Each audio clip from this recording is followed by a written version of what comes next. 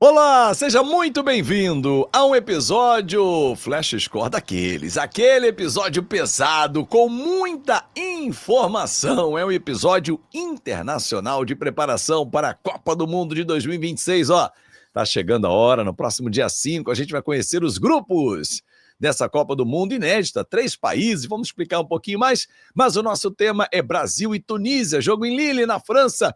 Chega deixando o seu like, se está curtindo pelo YouTube, comenta, compartilha, se inscreve no nosso canal, se está acompanhando pelo nosso site, flashscore.com.br, navegue, fique à vontade. E olha, o aplicativo aqui para você, ó, na palma da sua mão é o QR Code, que aparece no cantinho da tela para você baixar de graça e ter muita informação.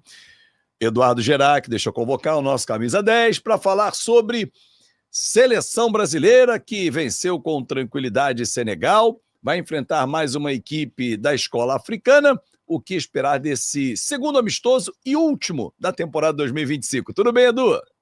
Olá, Fábio, tudo bem sim? Um abraço a você, a todas e a todos. Bom, primeiro, falar um pouco do jogo contra Senegal, né? Que o Brasil fez um primeiro tempo bastante interessante. Eu não estou tão entusiasmado assim como muita gente está, né? Mas, enfim, é uma seleção que já está na Copa do Mundo também, Senegal, né? No caso, foi um teste realmente bastante importante para o Brasil. E o que mais chama atenção, né, Fábio, é assim, já dá para entender qual que é a estratégia do Ancelotti aí no comando do Brasil. Ele é muito experiente, ele entende demais de futebol, conhece demais, e ele gosta do simples, ele gosta do básico. Eu discordo um pouco, até o Tostão escreveu isso, né, na sua coluna, que aqui em São Paulo eu leio na Folha de São Paulo, falando que ele é um grande estrategista. Eu acho que não, mas enfim, ele sabe como montar um time de futebol. E o básico do Brasil tá aí, Fábio. Para quem quiser ver, é esse jogo contra Senegal. É uma linha de 4 homens um pouco mais defensivas. O Ancelotti já percebeu que não tem laterais que podem ser importantes lá na frente. Então ele já botou um Militão ali do lado direito para ajudar a fechar a casinha. Vamos mesmo com 2 homens no meio-campo, né? O Bruno Guimarães e o Casimiro, que diga-se de passagem, os dois estão jogando demais, né? O Casimiro está muito bem, e o Bruno está subindo de produção junto com o Casimiro. E ali na frente vamos ter um quarteto onde, claro, o Ancelotti quer que principalmente os 2 jogadores mais das pontas voltem para ajudar a compor o meio-campo, mas daí vai brilhar o talento do futebol brasileiro, né? O Ancelotti vai deixar eles meio que livres ali, é claro. O Matheus Cunha um pouco mais atrás, né? Ajudando a fechar o meio-campo, e aí lá na frente, Rodrigo mais centralizado, o Estevão, que também está jogando muita bola. Não é trivial o que o Estevão vem fazendo com a idade dele, chegar na seleção brasileira, né, assumir realmente a camisa, fazer gols, e claro, o Vini Júnior também, que é uma peça importante aí da equipe do Brasil. E aí, né, Fábio, já fica a primeira interrogação. Onde que entra o Rafinha nesse time, né? Que ele tem vaga, tem. Agora, como encaixar? A vida é feita de oportunidade, né, Edu? E esses jogadores que você citou, todos estão aproveitando a oportunidade. Como o Militão também aproveitou. Na Exatamente. lateral direita, agora vai o Wesley, né, jogador ex-Flamengo, atualmente na Roma, porque o Gabriel Magalhães se machucou. Então ele volta para a posição em que ele tem mais atuado. Não é a de origem, a origem é lateral direito.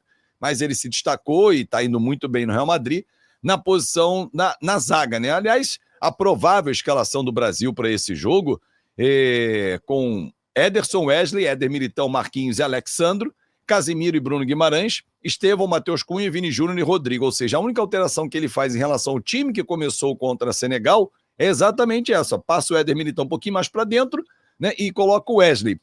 Te parece que esse 4-2-4 está estabelecido? Ah, não, está estabelecido. Eu acho que ele não muda mais. Ele até está falando, né, que ele precisa de um plano B. E qual seria esse plano B? Seria Feio. jogar no 4-3-3, ou seja, colocar também um homem um pouco mais de meio campo mesmo, né? Não um atacante fazendo, às vezes, a função de meio campista. Isso ele já falou que quer testar, né? Inclusive ele testou contra o Japão, mas ele mudou demais o time, né? Entre aquelas 2 partidas amistosas, né? Da Coreia para o Japão, e aí contra o Japão não deu muito certo. Dessa vez ele deve mudar, mas deve mudar menos. Eu nem acho que ele vai colocar o terceiro homem não no meio campo. Isso é uma coisa que ele deve testar mais para frente. E uma outra coisa que o Ancelotti ainda está procurando, Fábio, é aquele homem referência dentro da área, porque ele já também disse, né, nas coletivas lá na Europa, o Brasil que jogou a primeira partida em Londres, e tivemos, inclusive, transmissão aqui para a Flash Score direto lá do estádio com o Daniel Kaiser, né? E agora esse jogo em Lille vai ter também transmissão do Rodrigo Lazzarin direto lá da França, né? Do norte da França, onde está um frio danado, né? Tá 5 graus lá, todo mundo bastante encapotado, mas fazendo referência exatamente a essa sua pergunta, a questão do plano B, é isso.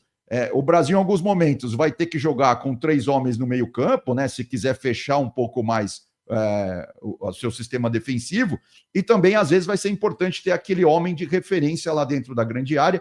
E ele já até deu uma pinta que talvez nesse jogo contra a Tunísia, não que vá começar jogando, mas muito provavelmente o Vitor Roque deve entrar nessa posição para ver se ele funciona como esse homem de referência. Temos até uma aspas aí, uma frase, né, melhor dizendo, do Ancelotti, ele que gostou demais do jogo contra Senegal, né, o Brasil venceu por 2-0, e ele disse depois do jogo, gostei do trabalho feito. Muita pressão na primeira parte, controle na segunda parte. A qualidade dos jogadores na frente fez a diferença. É isso que a gente estava discutindo, né, Fábio? Assim, ele conhece demais de futebol, então, assim, um ponto importante, né, que dá para perceber a mudança já do Ancelotti à frente da seleção brasileira é que é um time mais compacto, né? É um time mais encorpado, um time que pressiona demais o adversário quando precisa da bola. E aí depois, é claro, quando tem a bola, principalmente com esse quarteto ofensivo, aí fica mais pela aproximação, né, pelo talento do jogador brasileiro. Inclusive contra o Senegal, a dobradinha ali, Vini Júnior e Rodrigo, que se conhecem do Real Madrid, acabou funcionando, né? Claro que o Ancelotti vai arrumando aí alguns atalhos, porque não custa nada lembrar, né? Esse é o último amistoso do ano, depois o Brasil só volta a jogar em março, né? Vai ter 2 partidas contra a França e contra a Croácia, ou contra a Croácia e depois a França, e daí já vem a lista definitiva, né? Então, não tem muito tempo para ficar testando e tal. Então, ele já montou essa espinha dorsal aí da seleção brasileira, né? E vamos dessa forma, né? Eu acho que ele tá já com um desenho na cabeça, com as peças. Claro que ele já até disse nessa entrevista antes do jogo contra a Tunísia que o Neymar é um jogador que está no radar para o Mundial, mas não tem vaga garantida. Mas vamos ver, o que o Ancelotti falou, você separou uma arte aí também, né? Algumas informações, né? Tem a arte do Ancelotti, tem agora a segunda do Ederson, né? O goleiro, que deve ser um dos goleiros do Brasil na Copa. Eu acho que ele vai ser um dos 3, Edu. Talvez não seja o titular, né? Talvez ele ou o Alisson ali a disputa, não? Eu acho que o Alisson ainda está um pouco na frente. E é isso que o Ederson fala, que todo mundo que trabalha com o Ancelotti também fala, né? É muito importante você ver uma equipe mais sólida, melhor na hora da pressão, quando pressionam os 11. Defendem os 11, atacam os 11, mas já ataca se posicionando para evitar contra-ataque ou jogada de perigo do adversário. Então é isso, é esse feijão com arroz que o Ancelotti faz muito bem, né? No caso dele não seria bem feijão com arroz, mas enfim. Uma carbonara, pode ser? Uma macarronada mais básica, né? Mas é isso, ele entende mais, né, de jogadores, né? Ele já passaram pela mão dele, né? Vários atletas de altíssimo nível.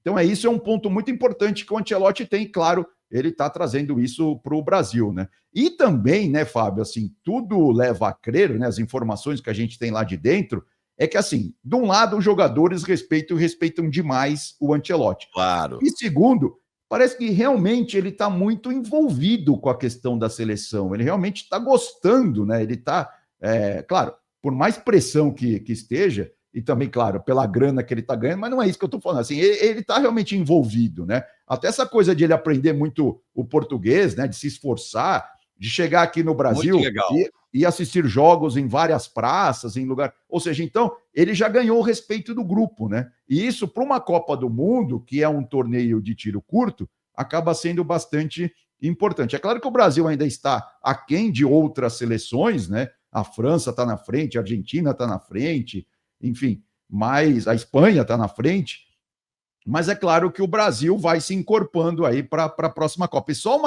uma última questão, né? A gente falou tanto que seria um teste importante do Brasil contra Senegal. Tudo bem, vai. Você pode. O outro lado pode dizer, mas a Tunísia pegou um grupo fraquinho das eliminatórias. A Tunísia foi primeira colocada do grupo H das eliminatórias, com 28 pontos ganhos, e a Namíbia, que ficou na segunda colocação, com 15 pontos ganhos. São 10 jogos, né, para cada time. Foram 9 vitórias, um empate e nenhuma derrota. Sendo que o time tunisiano fez 22 gols e não tomou nenhum. 22 gols de saldo aí a Tunísia somou, né, nas eliminatórias. Tudo bem.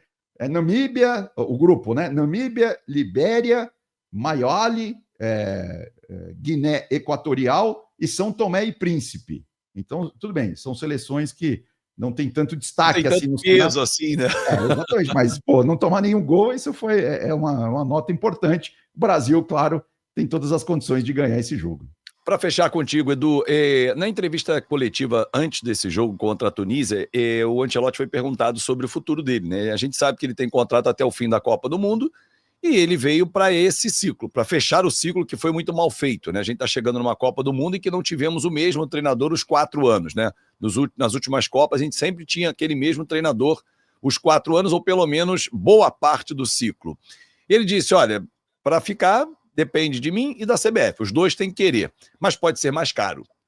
Você acha que é uma conversa que tem que rolar antes da competição ou espera o resultado e aí paga para ver, porque fica mais caro realmente, caso conquiste ou chegue uma final, por exemplo? Então, acho que tudo depende um pouco do plano que a CBF tem para o futebol brasileiro, né? Assim, como essa relação do Ancelotti com o Brasil parece que está dando muito certo, né? É claro, a não ser que aconteça uma hecatombe na Copa do Mundo do ano que vem, mas tudo indica que seria bastante interessante o Brasil ter o Ancelotti pelo menos num ciclo inteiro, né? Então, assim, eu acho que já daria para fechar agora, viu? Antes que a conta suba. Porque a conta pode ficar alta, né? Em caso de sucesso, né? A Exatamente. persistirem os sintomas, o Ancelotti, quando for consultado, fala assim, opa, peraí, se eu tô ganhando 5, eu quero ganhar 10, que eu sou agora campeão do mundo, vocês não ganhavam há 24 anos. É difícil uma negociação como essa, mas ele disse também, eu tô muito feliz e só penso no Brasil agora, o que é muito legal, né? Porque eu acho que a gente vai chegar na Copa do Mundo com um treinador, como disseram os europeus pós-vitória do Senegal, olha, o monstro está acordando. E ele disse na entrevista, olha, se o monstro está acordando é porque eles sabem que o monstro impõe medo. E se impõe medo, esse tem que ser o Brasil. Vamos ver. E se o Neymar estará na Copa é um outro assunto para um outro bate-papo. O Neymar basicamente, assim, eu não sei se o Ancelotti já disse que não vai levar um jogador para atuar 15, 20 minutos, né? Claro. Assim, e nem a obrigação de escalá-lo, né? Exatamente. Com todo respeito ao Neymar, a gente vê um nível da partida, por exemplo, do Brasil contra Senegal, e depois vê o Neymar jogando aqui no Campeonato Brasileiro, ele jogou no mesmo dia, inclusive, ele jogou contra o Palmeiras. Assim, o Neymar, do ponto de vista físico, né, tá muito aquém do que dos jogadores que estão lá na seleção, né? E aí é uma pena, né? Porque é um talento desperdiçado e um talento que o Brasil não vai poder utilizá-lo na sua excelência. Mas aí é a escolha de cada um. Edu, um forte abraço para você, amigo, e até a próxima. Valeu, Fábio, até mais. Valeu, e muito obrigado a você pelo seu carinho, pela sua companhia, está pelo YouTube, esqueceu de deixar o like, dá tempo, deixa o seu like, comenta quanto é que vai ser o jogo Brasil e Tunísia, em Lille, na França, compartilha para geral, para os seus amigos e se inscreve no nosso canal. E não esquece, pintou o QR Code no cantinho da tela, é para você, hein? É todo seu, é o nosso aplicativo Flash Score com as melhores informações, tudo em tempo real para você não perder nada. Aqui na Flash Score é assim, você lê o jogo como ninguém. Tchau, tchau.